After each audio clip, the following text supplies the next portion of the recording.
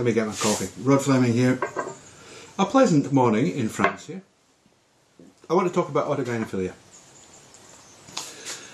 And I spent an awful lot of time thinking about how does this happen, this idea of the second personality, of the personality with whom the subject is in love with, because autogynephilia is a man's propensity to be sexually aroused by the thought or image of himself as a woman. And the question is, where does that come from? And in thinking about this, I started thinking about my own early experiences of sexual pleasure, of masturbation. And I've done a lot of reading on this. And most boys start to have nocturnal emissions, they ejaculate in their sleep, as they approach puberty. It's part of the changes that are going on in their body. Now, very small boys, they get erections. Anybody who's had a baby child who's suddenly got an erection and peed all over the place, it's a common enough thing. But these aren't really the same thing. It begins to involve the ejaculatory response around about the time of puberty, and it seems to happen at first in a way that the boy is not conscious of. And I certainly know it myself. And it was something that happened to other boys that I spoke to too, and men later, is that, it would happen in your sleep and you didn't really know what had happened except, what's this fucking mess, and then suddenly it would happen for some reason in your conscious waking life. And for me, now this is 50 years ago, I guess I was about 11, which is interesting, and the experience is absolutely as crystal clear as the courtyard outside my window right now. It's just amazing. It's 50 years ago. It's a long time. And I used to sleep naked. I still do. And the reason I used to sleep naked was apparently that's what James Bond did. And I was a big James Bond fan, of the books. It doesn't explain that in the films, but it does in the books. So he always used to sleep naked. So I was James Bond, so I had to sleep naked. And that was fine, And I'd obviously been having these nocturnal emissions. And then I remember very, very clearly, I woke up in the middle of the night in my bedroom at home. And my brother slept in another bed in the same bedroom. We had a big shared bedroom. It was very, very big. Kind of like a bedroom playroom. And I was 11, I guess, maybe 12. There was a full moon. And the room had really big picture windows. And the light was streaming in to the room, so it was quite bright. I mean, you could have read a book, you could have read a newspaper or a book in the light that was there. It's very, very bright. Typical Scottish moonlight night, it was really bright. And as I sort of came awake into this, as it sort of, I came up from the depths of sleep, I was aware of this incredible sensation that I was having. And then, just at the point that I came awake, I had an orgasm. I didn't know what the fuck it was.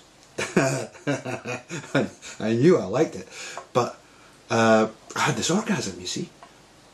And I was like, what the fuck just happened? Now, I know that for other boys, some boys told me that they were shown how to do it by an elder sibling and things like that. But for me, I was the oldest. So, this is how I found out about it. And I remember very clearly being completely spaced out by this experience, like, really, really, what happened? And I got out of bed, and I walked across to the window. I was naked, and I could see the moonlight on my body. It's very white, because, I'm a white guy. And I was just in awe of all this. And I went back to bed, and I did it again. I thought, right, well, okay. Because, I was holding my penis and it was still felt really good, in the way that it does if you've just come in.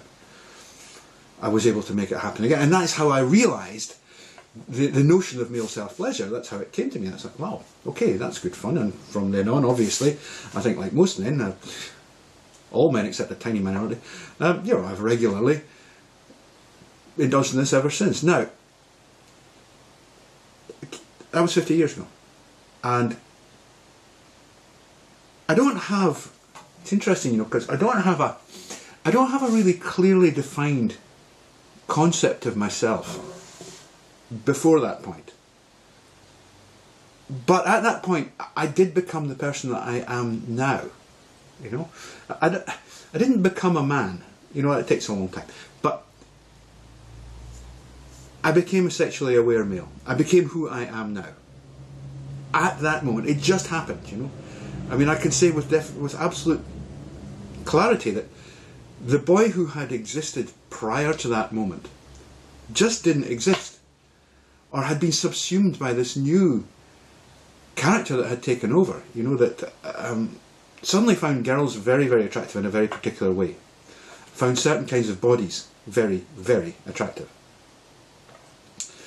And that just happened in that moment. It was like a crystallization. It's like, king. You know, if you do, I don't know if you know about chemistry and stuff, if you do a thing called a supersaturated solution, what you do is you heat up water in a beaker or something like that, until it's near boiling, and then you add chemicals. You add chemicals and stir them in, you know, the dry chemical crystals, and they dissolve.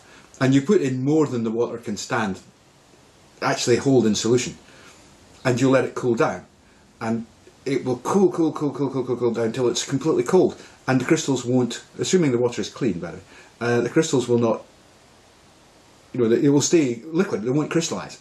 And then if you drop in just a grain of sand, or sometimes you just ping the outside of the beaker, the whole thing goes and it crystallizes. You know, it's just amazing. It's like, wow, look at that. And kind of like that. That's, you know, I look back at that moment, and that's really when the person that I am now crystallized. Now, that person today, me today, is obviously very much shaped by the life experience I've had, but nevertheless, that person really, you know, like a butterfly maybe coming out of a pupa. You know, it just, that's, yep, I came out into the world. Before that, I was really someone different. I was a small boy, a little boy. After that, I was a male, you know. I wasn't a man yet, but I was definitely a male, you know. Boys aren't really aware, sure of what they are, you know, in sexual terms, because they don't really know what sex is, and they don't have this. But after this point, yes, definitely. And yeah, it was a part of, I'm sure, of the effects of, psychological effects of testosterone on my brain, but also this amazing experience that had just happened to me. It was like, you know, it was like an electric shock, you know, it was amazing. It was absolutely amazing. I don't mind telling you. Now, this is relevant to autogynephilia for the following reason. I got out of my bed. There were no full-length mirrors in my bedroom. I don't actually know why. They just weren't. There was the big window, and I walked to the window, I saw myself. What might have happened, I wonder, I asked myself, what would have happened if I'd got out of bed and there had been a full-length mirror and there was I. And because I'm a straight guy, well, I'm actually bisexual, but, you know, you find that out later. Supposing I had seen myself in that dim light, naked, with my skin glowing in the moonlight, supposing I'd seen myself as a girl, right? What would have happened? And supposing I had seen myself as a girl and I had then gone back to bed, or even in front of the mirror, I'd pleasured myself again, as I did do. I went back to bed and did it again. You know? Supposing I'd done it again, but I was seeing this as, you know, a feminine object of attraction, a woman, a girl. See, that, to me, seems to encapsulate very many of the narratives that I've heard from autogynephiles, that they say that you know, they're always going on about how they're always a woman.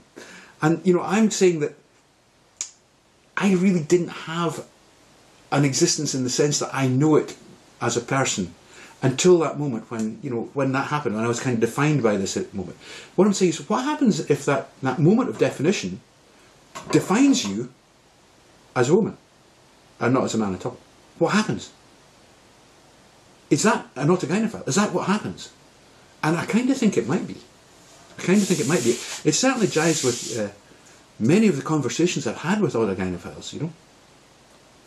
Now, obviously, people come to their males, people with penises, come to their, everybody with a penis is male, by the way, get over it, come to their first experiences of sex in different ways. You know, like I said to you, I knew boys at school, And they said, well, my brother showed me how to do that, there are probably boys out there who were shown how to do it by girls, I'm serious. The interchange between boys and girls in these peripubertal years can be quite intense. It's, a lot of adults don't realise what the hell's going on. Trust me. You probably want to leave it out, And it's entirely possible that I certainly know of one boy, one friend of mine, who told me that his neighbour's daughter, and his first experience of masturbation or pleasure, orgasmic pleasure, was that his neighbour's daughter, who was an older girl, had taken him to her bedroom and basically shown him how to come. And he's, as far as I know, he's not got any interesting miswires going on there. But again, that seems like a moment when there's a potential for some kind of miswire going on there that you might identify as a woman. You might go, oh, right, depending on the circumstances. So I think that this understanding of the idea that a personality really starts to actually exist at the point that its sexual awareness begins to exist is one key in understanding the mystery of autogynephilia. And I think that's an important thing for autogynephiles to know. It doesn't really matter if I know this or not, because I'm not autogynephilic. I'm gynandromorphophilic. It's a totally different thing.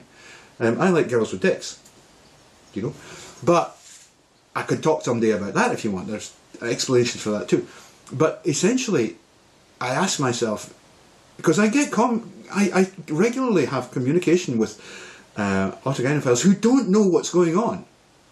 They really don't, and they're fed this pack of bullshit from the orthodoxy, from the activists. Oh, you're just a woman born in a man's body. It's absolute, utter tripe. It's nonsense. Of course you're not. If you're born with a penis, you're male. You've got to have the ideas you have some other way. Now that doesn't mean that we shouldn't treat you with respect as what you want to be. That doesn't mean that we're going to call you he when you are wearing a dress and looking like a woman. That doesn't mean that we're going to disrespect you or abuse you. But we do live in a world which is informed by reality. And making stories up just because they suit political narratives is wrong. It's not right. And not only is it wrong from the point of view of the broader public's understanding of what's going on, it's clearly, from my mailbox, it's really damaging to a significant number of young people who are going, what on earth is going on with me? And I do think that a lot of them, it might be a useful thing. I'm not saying you could change this. I mean, I actually think that moment of sexual self-awakening that I went through was so strong that nothing could ever have changed that. Nothing. Absolutely nothing would ever have changed that, And had I made, had I developed an erotic target location error, which is the technical term, had I made that miswire in that moment, wow, I think, it would have been a hell of a difficult thing to change that, and I would have sympathy. But if you were to, in that flash of self-recognition, that moment when every goddamn receptor in your body is tingling, were suddenly to go, see yourself as a woman, then I think that for the point of view of getting rid of it, or for a therapist to try and help you to get rid of it, it would be a nightmare. It would be so hard, especially if you had been living with this for 10 or 15, 20, 30 years, and you couldn't stop it. You kept reinforcing it, because every time you masturbate, that's going to flash back into your brain every single time. And then, I mean, you read the narratives when autogynephiles have sex, it happens to them again, and they start seeing themselves as women having lesbian sex, and it's complicated. And yeah, how on earth could you possibly regress somebody beyond that and try and correct it? You couldn't. You can't do that. It would mean actually, basically, removing the entire personality and replacing it with a new one. You can't do that. But the problem is that the autogynephilic personality, which was born in that moment, is so powerful that it will actually take over. if if it's strong enough, it's perfectly capable of taking over, and so the person flips over and literally becomes in their head anyway, becomes the person, that sexual object that they fixated on that night, or whenever it was that they had that crucial first orgasmic experience, that suddenly that becomes them. And that's why autogynephiles, when you ask them to say, well, of course I'm a woman, I always was a woman. Yes, you were, because you were created in that moment when a boy had his first ejaculation that he was aware of and became sexually aware. Except instead of being sexually aware of himself as a masculine person attracted to femininity and feminine bodies, other people's bodies, you suddenly were attracted to yourself, but in the form of a woman because you're straight. And I think that's really an insight. I'm not saying that, I can't back that up with science, That's just looking at the narratives that I've read and trying to relate them to my own life experience. Which I think is something that writers do, that's what we do. And I hope it helps. If you're watching this, ask yourself, try and regress yourself. If you're autogynephilic, try and regress yourself to that time when you had these first experiences and see what happened, and try and remember what you were like before. It's really, really hard. I find it very hard to imagine, to remember. I mean, I have memories. I do have memories. I remember things. But my personality before that time was so vague and so indistinct and not fully formed that it's really difficult to actually, see through its eyes. And the moment that, my personality awoke and opened its eyes, if you like, was that moment when I first had an orgasm. And all I'm saying is that, if you're autogynephilic, or maybe if you have other paraphilias, if you're a furry or something else like that, maybe you should look into yourself and see what was going on in your head and in your life at that precise moment. Because it might give you self-awareness. I mean, I'm not saying that you can stop being what you are. I mean, if you're autogynephilic, you're probably autogynephilic, and you're just either going to have to manage it or transition. But it might give you some comfort. It might help you a little bit. Because I'm sure, I really believe that autogynephiles, even though they put on this, I'm a real woman, they're constantly doing this, I'm sure they know that they're not. I don't believe that they're actually that crazy, that they actually think they're real women. They're not real women. You can't be a real woman if you were born with a dick. It's that simple. You can't be. Something else caused you to feel the way you are. It doesn't negate your feelings. It doesn't invalidate you as a person. And many autogynephiles are, extremely beautiful women and very desirable, have great lives, and I can think of many of my friends who fall into that category, and yeah, they're cool. Because society leaves them alone, basically, which is a good thing. But they don't seem to have that same Western obsession with the idea of real woman. So, maybe in dealing with this, maybe you're you're aware of these feelings in yourself, and you want to try and find out what's going on, and maybe that's where you should go. You should really dig into your memory of that moment, that time in your life when you first became sexually aware, when your sexual persona actually was born, opened its eyes. Because maybe, just maybe, the personality that did that was actually a woman.